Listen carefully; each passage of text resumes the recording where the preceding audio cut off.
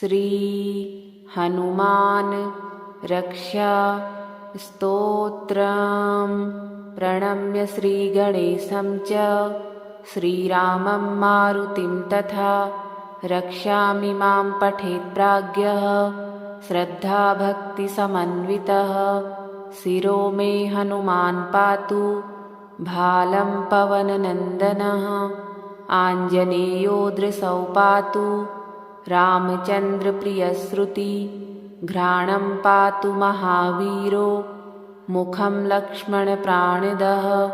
जिह्वां मनोजवः पातु कण्ठं पातु जितेन्द्रियः। स्कन्धौ महाबली पातु भुजौ सङ्कटमोचनः। करौ विश्वम्भरः पातु हृदयं सर्वशक्तिमान्। मध्यं पातु महातेजः नाभिं सागरलङ्घनः। रामदूतः कटी पातु सक्थिनी राक्षसेन्द्रजित्। ऊरू पुच्छबलः पातु भीमगर्वापहारकः। जानुनी श्रीप्रदः पातु जङ्घे लङ्काप्रदाहकः। पादौ श्रीरामभक्तश्च सूर्यमण्डलभक्षकः। हनुमान् पातु मे कायं मकरध्वजजन्मदः। एतां रुद्रबलोपेतां रक्षां यः सुकृती पठेत् स दीर्घायुसुखी पुत्री बलवान् बुद्धिमान् भवेत्। प्रणम्य श्रीगणेशं च श्रीरामं मारुतिं तथा रक्षामि मां पठेत् प्राज्ञः श्रद्धाभक्तिसमन्वितः। शिरो मे हनुमान् पातु भालं पवननन्दनः। आञ्जनेयो दृशौ पातु रामचन्द्रप्रियश्रुति। घ्राणं पातु महावीरो मुखं लक्ष्मणप्राणदः। जिह्वां मनोजवः पातु कण्ठं पातु जितेन्द्रियः। स्कन्धौ महाबली पातु भुजौ सङ्कटमोचनः। करौ विश्वम्भरः पातु हृदयं सर्वशक्तिमान्। मध्यं पातु महातेजः नाभिं सागरलङ्घनः। रामदूतः कटी पातु सक्थिनी राक्षसेन्द्रजित्। ऊरू पुच्छबलः पातु भीमगर्वापहारकः। जानुनी श्रीप्रदः पातु जङ्घे लङ्काप्रदाहकः। पादौ श्रीरामभक्तश्च सूर्यमण्डलभक्षकः। हनुमान् पातु मे कायं मकरध्वजजन्मदः। एतां रुद्रबलोपेतां रक्षां यः सुकृती पठेत् स दीर्घायुसुखी पुत्री बलवान् बुद्धिमान् भवेत्। प्रणम्य श्रीगणेशं च श्रीरामं मारुतिं तथा रक्षामि मां पठेत् प्राज्ञः श्रद्धाभक्तिसमन्वितः। शिरो मे हनुमान् पातु भालं पवननन्दनः। आञ्जनेयो दृशौ पातु रामचन्द्रप्रियश्रुति। घ्राणं पातु महावीरो मुखं लक्ष्मणप्राणदः। जिह्वां मनोजवः पातु कण्ठं पातु जितेन्द्रियः। स्कन्धौ महाबली पातु भुजौ सङ्कटमोचनः। करौ विश्वम्भरः पातु हृदयं सर्वशक्तिमान्। मध्यं पातु महातेजः नाभिं सागरलङ्घनः। रामदूतः कटी पातु सक्थिनी राक्षसेन्द्रजित्। ऊरू पुच्छबलः पातु भीमगर्वापहारकः। जानुनी श्रीप्रदः पातु जङ्घे लङ्काप्रदाहकः। पादौ श्रीरामभक्तश्च सूर्यमण्डलभक्षकः। हनुमान् पातु मे कायं मकरध्वजजन्मदः। एतां रुद्रबलोपेतां रक्षां यः सुकृती पठेत् स दीर्घायुसुखी पुत्री बलवान् बुद्धिमान् भवेत्। प्रणम्य श्रीगणेशं च श्रीरामं मारुतिं तथा रक्षामि मां पठेत् प्राज्ञः श्रद्धाभक्तिसमन्वितः शिरो मे हनुमान् पातु भालं पवननन्दनः आञ्जनेयो दृशौ पातु रामचन्द्रप्रियश्रुति घ्राणं पातु महावीरो मुखं लक्ष्मणप्राणदः जिह्वां मनोजवः पातु कण्ठं पातु जितेन्द्रियः स्कन्धौ महाबली पातु भुजौ सङ्कटमोचनः करौ विश्वम्भरः पातु हृदयं सर्वशक्तिमान् मध्यं पातु महातेजः नाभिं सागरलङ्घनः रामदूतः कटी पातु सक्थिनी राक्षसेन्द्रजित् ऊरुपुच्छबलः पातु भीमगर्वापहारकः जानुनी श्रीप्रदः पातु जङ्घे लङ्काप्रदाहकः पादौ श्रीरामभक्तश्च सूर्यमण्डलभक्षकः हनुमान् पातु मे कायं मकरध्वजजन्मदः एतां रुद्रबलोपेतां रक्षां यः सुकृती पठेत् स दीर्घायुसुखी पुत्री बलवान् बुद्धिमान् भवेत्। प्रणम्य श्रीगणेशं च श्रीरामं मारुतिं तथा रक्षामि मां पठेत् प्राज्ञः श्रद्धाभक्तिसमन्वितः शिरो मे हनुमान् पातु भालं पवननन्दनः आञ्जनेयो दृशौ पातु रामचन्द्रप्रियश्रुति घ्राणं पातु महावीरो मुखं लक्ष्मणप्राणदः जिह्वां मनोजवः पातु कण्ठं पातु जितेन्द्रियः स्कन्धौ महाबली पातु भुजौ सङ्कटमोचनः करौ विश्वम्भरः पातु हृदयं सर्वशक्तिमान् मध्यं पातु महातेजः नाभिं सागरलङ्घनः रामदूतः कटी पातु सक्थिनी राक्षसेन्द्रजित् ऊरुपुच्छबलः पातु भीमगर्वापहारकः जानुनी श्रीप्रदः पातु जङ्घे लङ्काप्रदाहकः पादौ श्रीरामभक्तश्च सूर्यमण्डलभक्षकः हनुमान् पातु मे कायं मकरध्वजजन्मदः एतां रुद्रबलोपेतां रक्षां यः सुकृती पठेत् स दीर्घायुसुखी पुत्री बलवान् बुद्धिमान् भवेत्।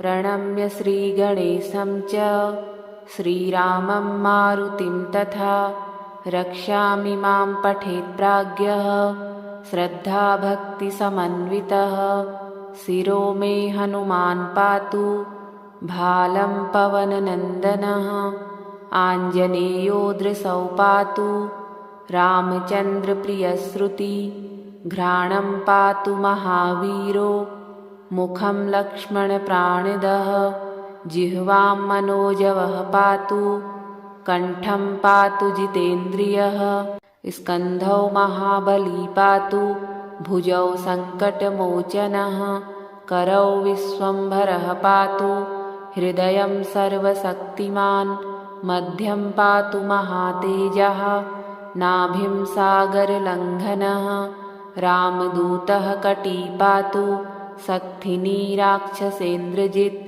ऊरुपुच्छबलः पातु भीमगर्वापहारकः जानुनी श्रीप्रदः पातु जङ्घे लङ्काप्रदाहकः पादौ श्रीरामभक्तश्च सूर्यमण्डलभक्षकः हनुमान् पातु मे कायं मकरध्वजजन्मदः एतां रुद्रबलोपेतां रक्षां यः सुकृती पठेत् स दीर्घायुसुखी पुत्री बलवान् बुद्धिमान् भवेत्। प्रणम्य श्रीगणेशं च श्रीरामं मारुतिं तथा रक्षामि मां पठेत् प्राज्ञः श्रद्धाभक्तिसमन्वितः शिरो मे हनुमान् पातु भालं पवननन्दनः आञ्जनेयो दृशौ पातु रामचन्द्रप्रियश्रुति घ्राणं पातु महावीरो मुखं लक्ष्मणप्राणदः जिह्वां मनोजवः पातु कण्ठं पातु जितेन्द्रियः स्कन्धौ महाबली पातु भुजौ सङ्कटमोचनः करौ विश्वम्भरः पातु हृदयं सर्वशक्तिमान् मध्यं पातु महातेजः नाभिं सागरलङ्घनः रामदूतः कटी पातु सक्थिनी राक्षसेन्द्रजित् ऊरू पुच्छबलः पातु भीमगर्वापहारकः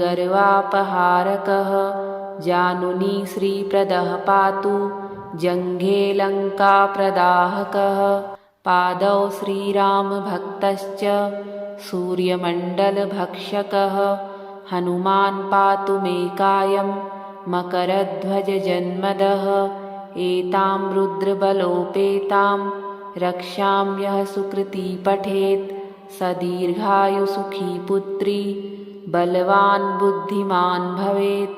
प्रणम्य श्रीगणेशं च श्रीरामं मारुतिं तथा रक्षामि मां पठेत् प्राज्ञः श्रद्धाभक्तिसमन्वितः शिरो मे हनुमान् पातु भालं पवननन्दनः आञ्जनेयो दृशौ पातु रामचन्द्रप्रियश्रुति घ्राणं पातु महावीरो मुखं लक्ष्मणप्राणदः जिह्वां मनोजवः पातु कण्ठं पातु जितेन्द्रियः स्कन्धौ महाबली पातु भुजौ सङ्कटमोचनः करौ विश्वम्भरः पातु हृदयं सर्वशक्तिमान् मध्यं पातु महातेजः नाभिं सागरलङ्घनः रामदूतः कटी पातु सक्थिनी राक्षसेन्द्रजित्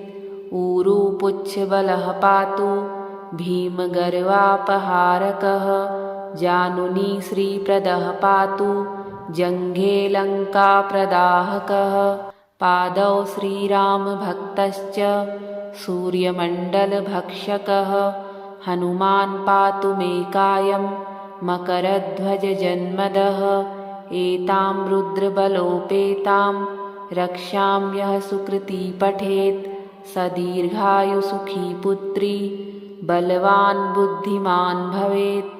प्रणम्य श्रीगणेशं च श्रीरामं मारुतिं तथा रक्षामि मां पठेत् प्राज्ञः श्रद्धाभक्तिसमन्वितः शिरो मे हनुमान् पातु भालं पवननन्दनः आञ्जनेयो दृशौ पातु रामचन्द्रप्रियश्रुति घ्राणं पातु महावीरो मुखं लक्ष्मणप्राणदः जिह्वां मनोजवः पातु कण्ठं पातु जितेन्द्रियः स्कन्धौ महाबली पातु भुजौ सङ्कटमोचनः करौ विश्वम्भरः पातु हृदयं सर्वशक्तिमान् मध्यं पातु महातेजः नाभिं सागरलङ्घनः रामदूतः कटी पातु सक्थिनी राक्षसेन्द्रजित् ऊरू पुच्छबलः पातु भीमगर्वापहारकः जानुनी श्रीप्रदः पातु जङ्घे लङ्काप्रदाहकः पादौ श्रीरामभक्तश्च सूर्यमण्डलभक्षकः हनुमान् पातु मे कायं मकरध्वजजन्मदः एतां रुद्रबलोपेतां रक्षां यः सुकृती पठेत् स दीर्घायुसुखी पुत्री बलवान् बुद्धिमान् भवेत्। प्रणम्य श्रीगणेशं च श्रीरामं मारुतिं तथा रक्षामि मां पठेत् प्राज्ञः श्रद्धाभक्तिसमन्वितः शिरो मे हनुमान् पातु भालं पवननन्दनः आञ्जनेयो दृशौ पातु रामचन्द्रप्रियश्रुति घ्राणं पातु महावीरो मुखं लक्ष्मणप्राणदः जिह्वां मनोजवः पातु कण्ठं पातु जितेन्द्रियः स्कन्धौ महाबली पातु भुजौ सङ्कटमोचनः करौ विश्वम्भरः पातु हृदयं सर्वशक्तिमान् मध्यं पातु महातेजः नाभिं सागरलङ्घनः रामदूतः कटी पातु सक्थिनी राक्षसेन्द्रजित् ऊरू पुच्छबलः पातु भीमगर्वापहारकः जानुनी श्रीप्रदः पातु जङ्घे लङ्काप्रदाहकः पादौ श्रीरामभक्तश्च सूर्यमण्डलभक्षकः हनुमान् पातु मे कायं मकरध्वजजन्मदः एतां रुद्रबलोपेतां रक्षां यः सुकृती पठेत् स दीर्घायुसुखी पुत्री बलवान् बुद्धिमान् भवेत्।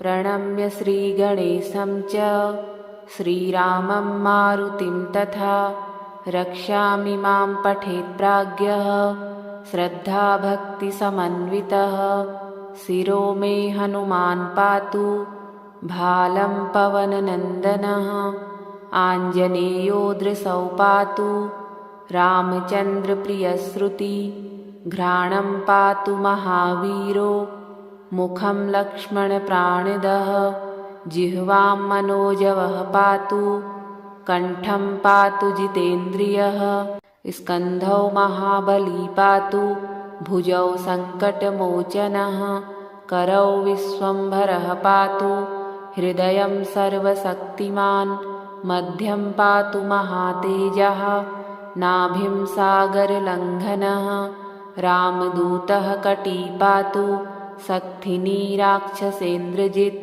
ऊरू पुच्छबलः पातु भीमगर्वापहारकः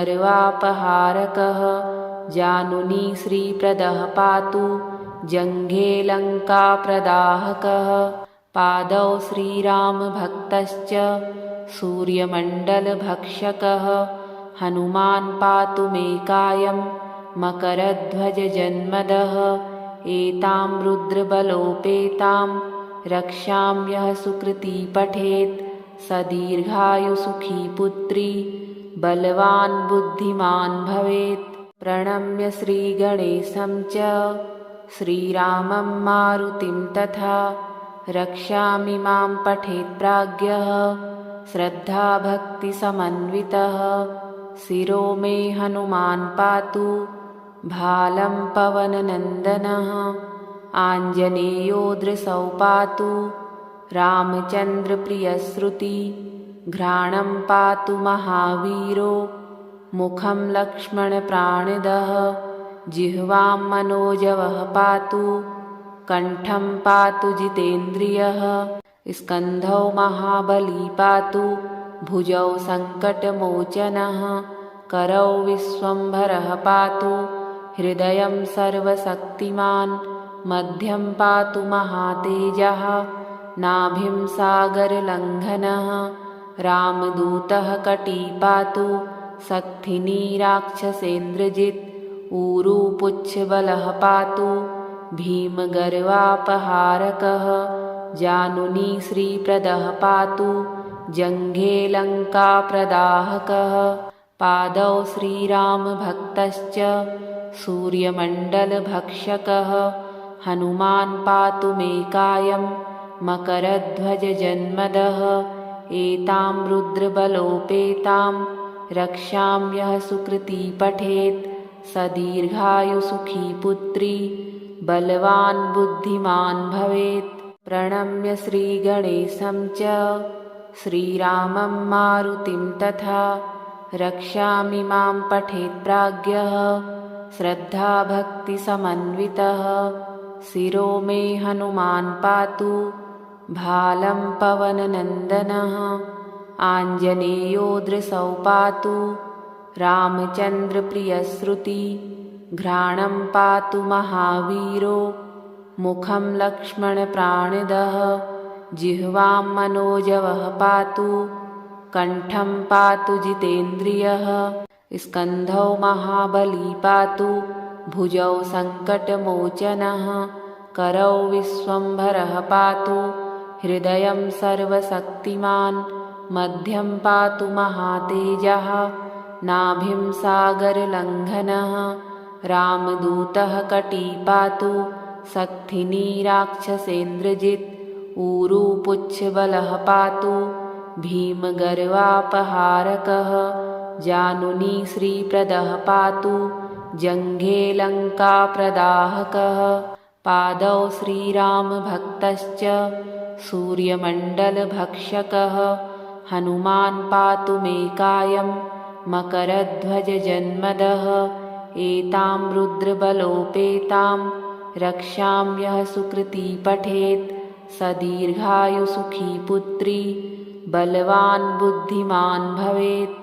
प्रणम्य श्रीगणेशं च श्रीरामं मारुतिं तथा रक्षामि मां पठेत् प्राज्ञः श्रद्धाभक्तिसमन्वितः शिरो मे हनुमान् पातु भालं पवननन्दनः आञ्जनेयो दृशौ पातु रामचन्द्रप्रियश्रुति घ्राणं पातु महावीरो मुखं लक्ष्मणप्राणदः जिह्वां मनोजवः पातु कण्ठं पातु जितेन्द्रियः स्कन्धौ महाबली पातु भुजौ सङ्कटमोचनः करौ विश्वम्भरः पातु हृदयं सर्वशक्तिमान् मध्यं पातु महातेजः नाभिं सागरलङ्घनः रामदूतः कटी पातु सक्थिनी राक्षसेन्द्रजित्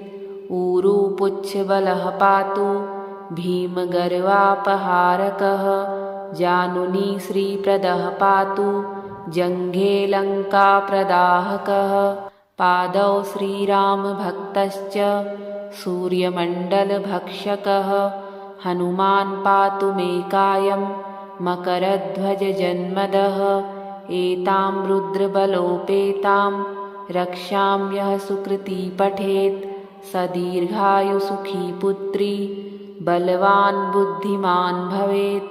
प्रणम्य श्रीगणेशं च श्रीरामं मारुतिं तथा रक्षामि मां पठेत् प्राज्ञः श्रद्धाभक्तिसमन्वितः शिरो मे हनुमान् पातु भालं पवननन्दनः आञ्जनेयो दृशौ पातु रामचन्द्रप्रियश्रुति घ्राणं पातु महावीरो मुखं लक्ष्मणप्राणदः जिह्वां मनोजवः पातु कण्ठं पातु जितेन्द्रियः स्कन्धौ महाबली पातु भुजौ सङ्कटमोचनः करौ विश्वम्भरः पातु हृदयं सर्वशक्तिमान् मध्यं पातु महातेजः नाभिं सागरलङ्घनः रामदूतः कटी पातु सक्थिनी राक्षसेन्द्रजित्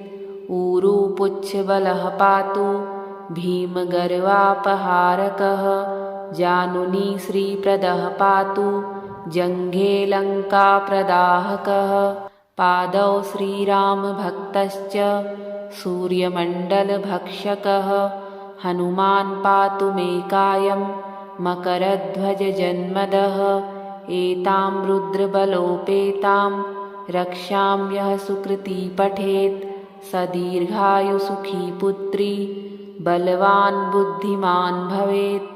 प्रणम्य श्रीगणेशं च श्रीरामं मारुतिं तथा रक्षामि मां पठेत् प्राज्ञः श्रद्धाभक्तिसमन्वितः शिरो मे हनुमान् पातु भालं पवननन्दनः आञ्जनेयो दृशौ पातु रामचन्द्रप्रियश्रुति घ्राणं पातु महावीरो मुखं लक्ष्मणप्राणदः जिह्वां मनोजवः पातु कण्ठं पातु जितेन्द्रियः स्कन्धौ महाबली पातु भुजौ सङ्कटमोचनः करौ विश्वम्भरः पातु हृदयं सर्वशक्तिमान् मध्यं पातु महातेजः नाभिं सागरलङ्घनः रामदूतः कटी पातु सक्थिनी राक्षसेन्द्रजित्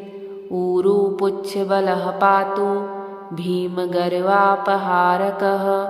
जानुनी श्रीप्रदः पातु जङ्घे लङ्काप्रदाहकः पादौ श्रीरामभक्तश्च सूर्यमण्डलभक्षकः हनुमान् पातु मे कायं मकरध्वजजन्मदः एतां रुद्रबलोपेतां रक्षां यः सुकृती पठेत् स दीर्घायुसुखी पुत्री बलवान् बुद्धिमान् भवेत्।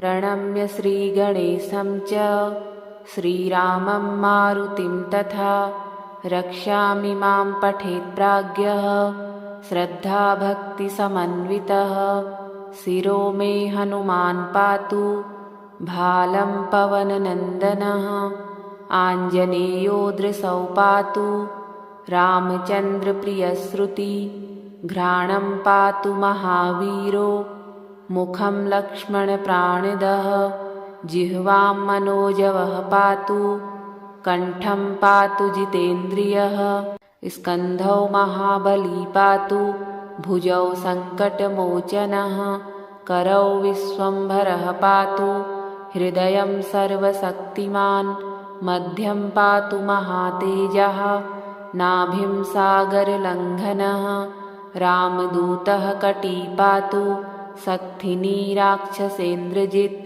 ऊरुपुच्छबलः पातु भीमगर्वापहारकः जानुनी श्रीप्रदः पातु जङ्घे लङ्काप्रदाहकः पादौ श्रीरामभक्तश्च सूर्यमण्डलभक्षकः हनुमान् पातु मे कायं मकरध्वजजन्मदः एतां रुद्रबलोपेतां रक्षां यः सुकृती पठेत् स दीर्घायुसुखी पुत्री बलवान् बुद्धिमान् भवेत्। प्रणम्य श्रीगणेशं च श्रीरामं मारुतिं तथा रक्षामि मां पठेत् प्राज्ञः श्रद्धाभक्तिसमन्वितः शिरो मे हनुमान् पातु भालं पवननन्दनः आञ्जनेयो दृशौ पातु रामचन्द्रप्रियश्रुति घ्राणं पातु महावीरो मुखं लक्ष्मणप्राणदः जिह्वां मनोजवः पातु कण्ठं पातु जितेन्द्रियः स्कन्धौ महाबली पातु भुजौ सङ्कटमोचनः करौ विश्वम्भरः पातु हृदयं सर्वशक्तिमान् मध्यं पातु महातेजः नाभिं सागरलङ्घनः रामदूतः कटी पातु सक्थिनी राक्षसेन्द्रजित् ऊरुपुच्छबलः पातु भीमगर्वापहारकः जानुनी श्रीप्रदः पातु जङ्घे लङ्काप्रदाहकः पादौ श्रीरामभक्तश्च सूर्यमण्डलभक्षकः हनुमान् पातु मे कायं मकरध्वजजन्मदः एतां रुद्रबलोपेतां रक्षां यः सुकृती पठेत् स दीर्घायुसुखी पुत्री बलवान् बुद्धिमान् भवेत्। प्रणम्य श्रीगणेशं च श्रीरामं मारुतिं तथा रक्षामि मां पठेत् प्राज्ञः श्रद्धाभक्तिसमन्वितः शिरो मे हनुमान् पातु भालं पवननन्दनः आञ्जनेयो दृशौ पातु रामचन्द्रप्रियश्रुति घ्राणं पातु महावीरो मुखं लक्ष्मणप्राणदः जिह्वां मनोजवः पातु कण्ठं पातु जितेन्द्रियः स्कन्धौ महाबली पातु भुजौ सङ्कटमोचनः करौ विश्वम्भरः पातु हृदयं सर्वशक्तिमान् मध्यं पातु महातेजः नाभिं सागरलङ्घनः रामदूतः कटी पातु सक्थिनी राक्षसेन्द्रजित् ऊरुपुच्छबलः पातु भीमगर्वापहारकः